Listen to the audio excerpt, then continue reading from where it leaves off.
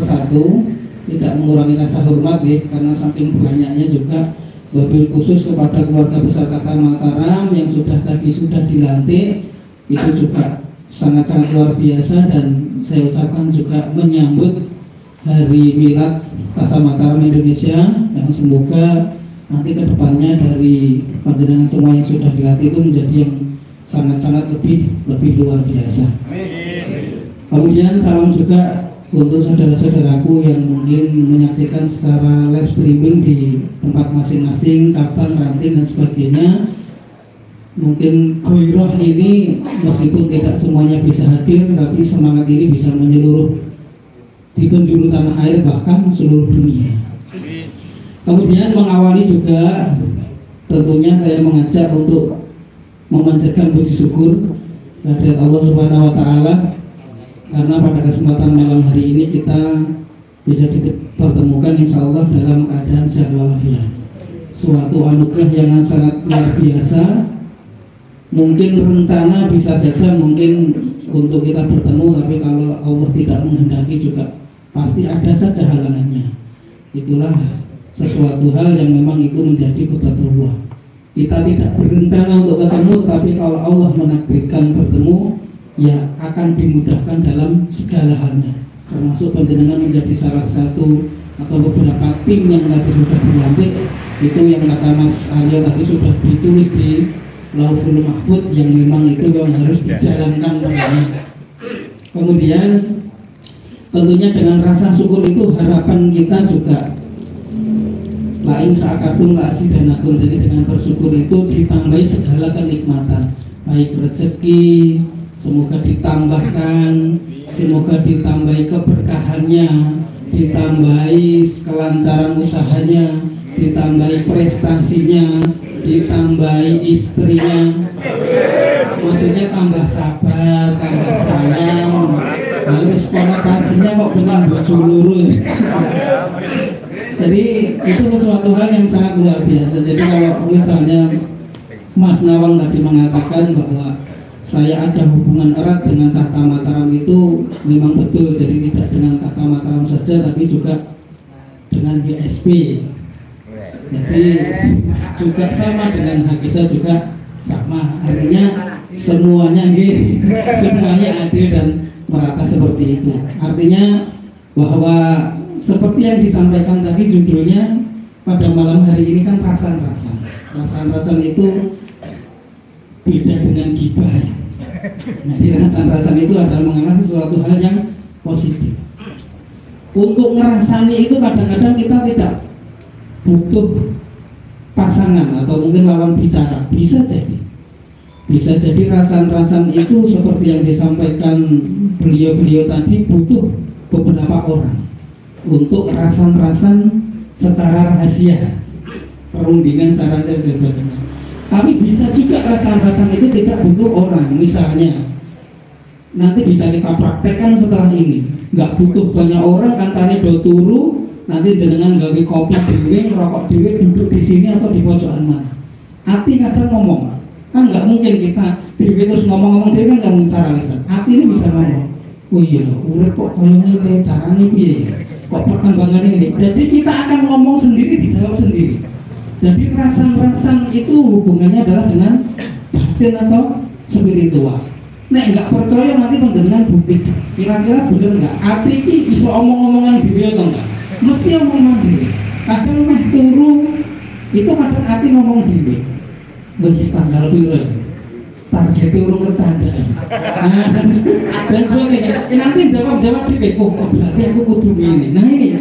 Tapi kalau misalnya kebatinan kita, spiritual kita ini tidak dilatih, dikembangkan, maka rasan-rasan yang ada dalam diri kita nanti bisa jadi menjadi sesuatu hal yang buntu.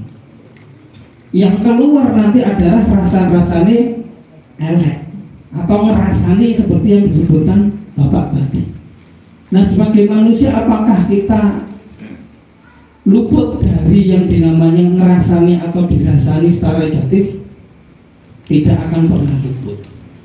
Siapapun orangnya, seapi-apie orang seperti apapun, tidak pernah luput dengan yang namanya dirasani. saelek-eleke wong ya apa meneh. Apakah orang jelek itu tidak pernah berbuat baik? Pernah. Tapi kejelekannya itu lebih banyak daripada perbuatan baiknya. Dan kemudian apakah orang buruk, orang jelek itu tidak pernah berbuat baik? Pernah. Tapi keburukannya itu lebih banyak daripada dia berbuat baik. Potensinya sama, tinggal bagaimana panjenengan semuanya yang di Tahta Mataram, khususnya pengurus yang baru, mengelola segala halnya, mendayagunakan kemampuan spiritual untuk bagaimana melanjutkan rasan-rasan seperti yang disampaikan oleh Mas Aryo tadi ya. Rasan-rasan dilanjutkan, rasan-rasan berikutnya dengan rasan-rasan yang lebih berkualitas, sehingga menimbulkan apa? Benih-benih dari rasan-rasan itu yang perlu ditindaklanjuti dengan seksama dan menumbuhkan perkembangan yang sangat luar biasa. Siapapun orangnya itu tidak pernah luput dari yang namanya dirasani. Siapapun seapi-api itu tidak pernah. Makanya kembali kepada hati masing-masing, kembali kepada jiwa masing-masing. Kalau saya sering mencontohkan jiwa ini seperti sesuatu hal itu yang manusia ini sebagai wadahnya. Kalau satu hal benda, misalnya katakan saya sering mencontohkan benda cair lah, itu mau diadai botol ya bentuknya kayak botol, mau diwadahi gelas bentuknya akan menjadi seperti gelas. Diwadahi nenggon ketel ya akan berubah seperti ketel. Cair itu akan menempatkan atau menyesuaikan dengan tempatnya masing-masing. Diadai apa? Itu akan menyesuaikan. Jadi wadah itu tidak berpengaruh besar, hanya membentuk. Tinggal isinya ini tadi apa? Kalau misalnya diwadahi botol, misalnya ini banyu bacin, misalnya banyu ceperen, sewaktu-waktu bocor yang keluar juga akan sesuatu hal sing tidak baik, sing malu. Gitu? Kalau dalam botol ini isinya minyak wangi, kapan sewaktu-waktu ini pecah atau terbuka, yang keluar adalah aroma wangi. Artinya bahwa jiwa kita ini tergantung baik atau tidak, hati kita ini tergantung baik atau tidak, spiritual ini terolah dengan baik atau tidak. Baik yang keluar rasa-rasanya akan selalu baik.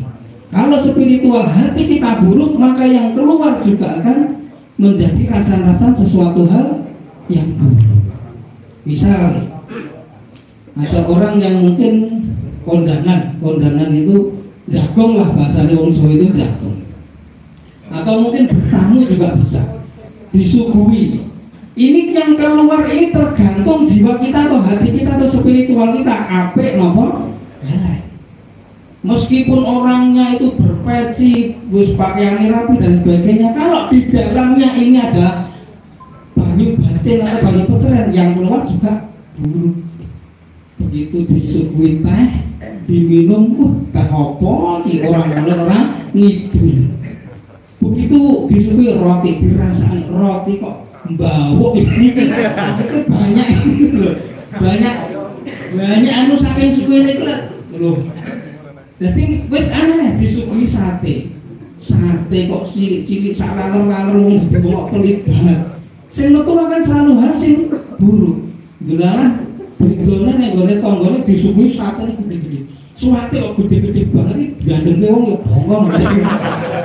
Artinya bahwa tidak ada yang menerik kalau spiritualnya tidak baik, hatinya tidak baik. Nek misalnya api, meskipun air putih saja ini diminum atau dirasa itu, wah subhanallah segera bagi ini. Mudah-mudahan yang memberikan sebagai tuan rumah ini diberikan rezeki yang berlimpah dan sebagainya.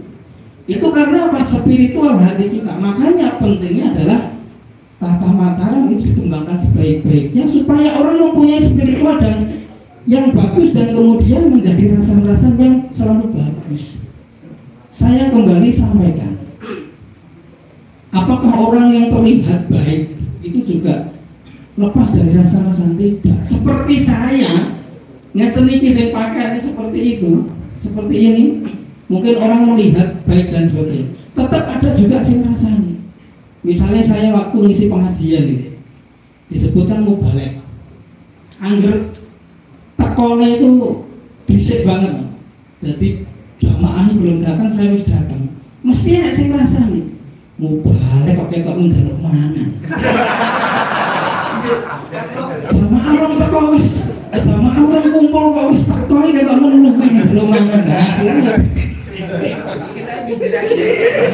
Artinya no, artinya banyak sekali tergantung hati masing-masing. Nanti nek saya tekone kiri, jamaah itu terus kumpul dari tadi saya tekone kiri sebagai mubalik.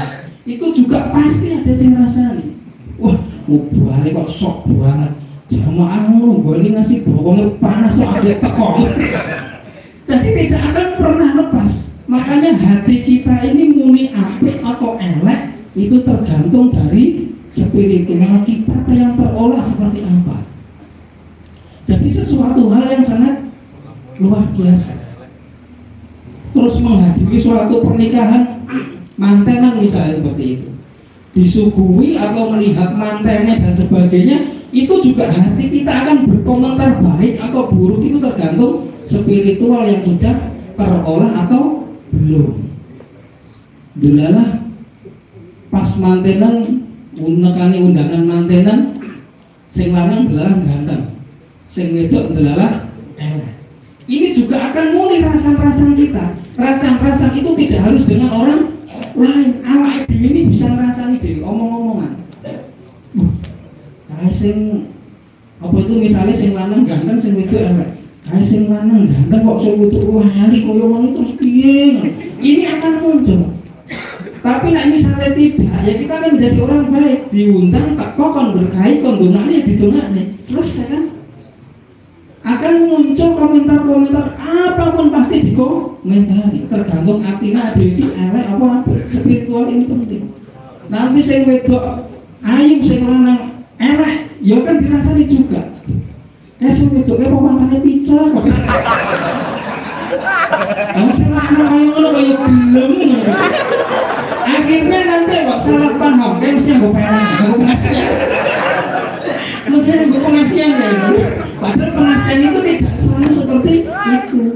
Artinya bahwa mungkin pengasihannya itu dia karena memang nampaknya semua itu tadi. Akhirnya memang kecandolnya dari situ. Jadi nggak ada yang menerima. Dalam hidup itu kita akan selalu tidak terlepas dari yang namanya rasa-rasa. Tinggal rasa-rasa ini akan berubah bahasa seperti yang beliau Pak Lindu sampaikan itu tadi.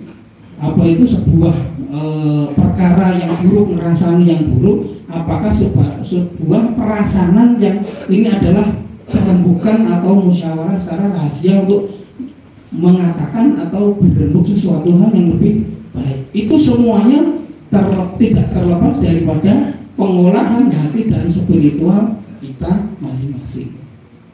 Maka ketika kita membahas tentang perkembangan baik lembaga, baik organisasi atau apapun dan sebagainya, maka kita harus menyiapkan diri bahwa kita menjadi orang yang memang sudah terlatih untuk menjadi jiwa yang spiritualnya terlatih. Jadi ketika kita diajak rasan-rasan, penjenengan diajak rasan-rasan oleh Mas Mario atau siapapun, ini rasan-rasannya akan rasan-rasan yang berkualitas. Tapi kalau tidak, ya itu tadi, komentar-komentar yang muncul dari hati kita ini sangat menentukan dari seberapa besar batin dan hati kita ini terolah.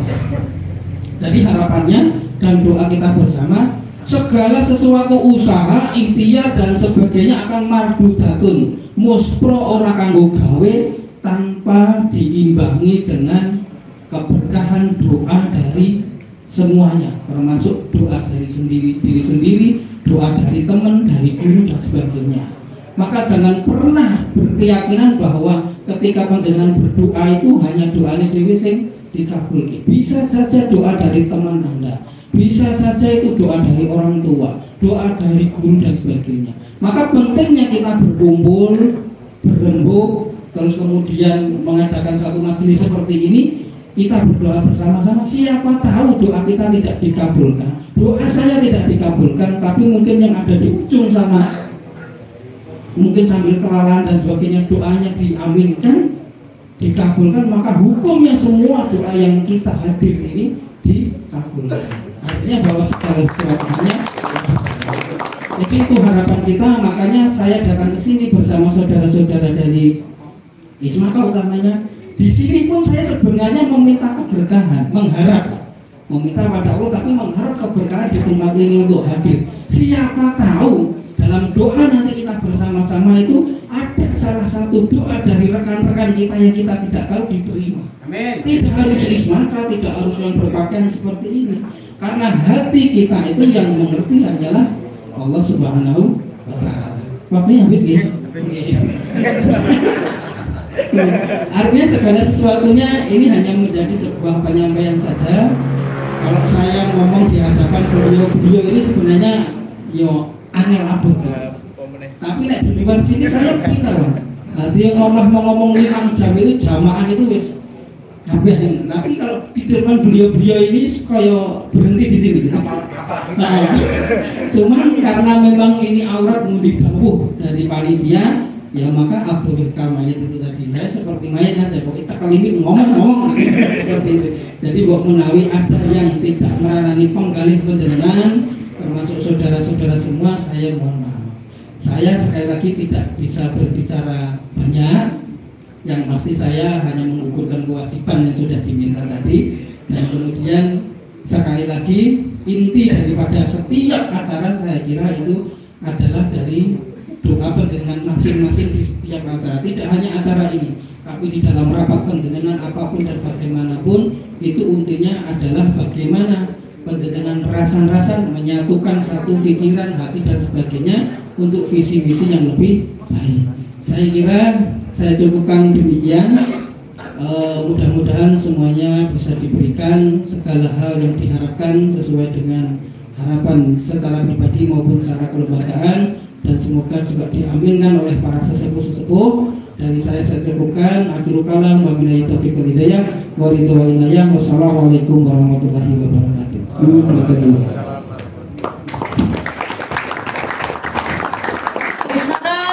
Selamat